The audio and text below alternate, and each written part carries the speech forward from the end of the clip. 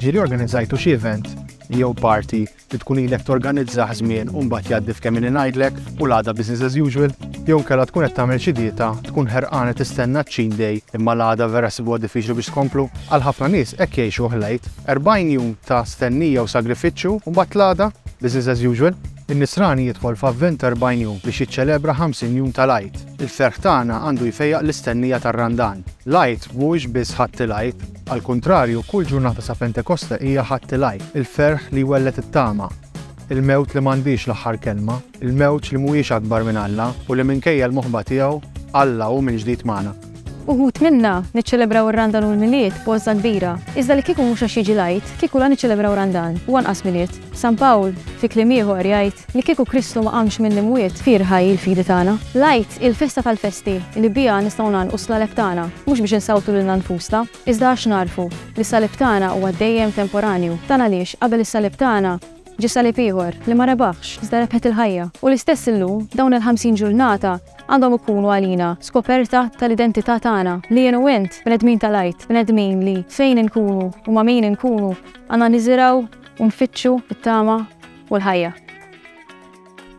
L-Eid u l-festa tiegħi u l-festa tiegħek, int min int u int fejn int.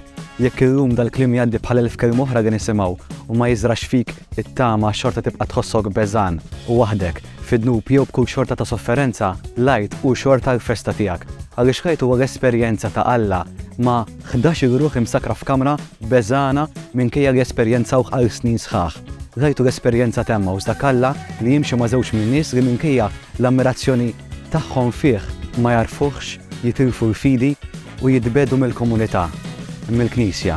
Rajtu huwa wkoll l-esperjenza ta' dak Alla li jiltaqa' ma' dak ix-xi ħadd li ma rridx jemmen jekk ma jmiss bidejh. Rajtu huwa l-esperjenzi ta' miljuni ta' nsara li jażu li jemmnu fi Kristu minkejja l-iżbalji perpetwi tagħna tal-Knisja li jgħaddi kemm jgħaddi żmien bħal donnu ma nitalmu qatt.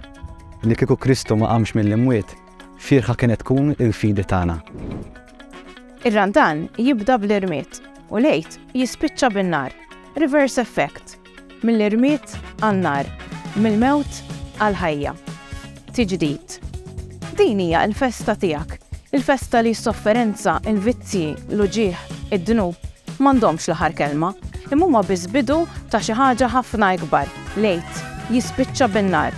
Niżul tal-ispirtu li jagħti l-ħajja fuq il-komunità mbeżża. Ħalli dawn il-50 jum ikunu avvent għall-ispirtu li jagħti l-ħajja li joħorġok mill-kmamar magħluqa, mill-ħarba mill-Knisja, mill-kliem ta' tama li ma nirreżonawx miegħu. Tibqax fir-Randan, imma nfetaħ għall-ispirtu li jagħti l-ħajja għax Kristu qam mill-imwiet, sħiħa il-fidi tagħna. Għax Kristu qam mill-imwiet, sħiħa il-fidi tagħna.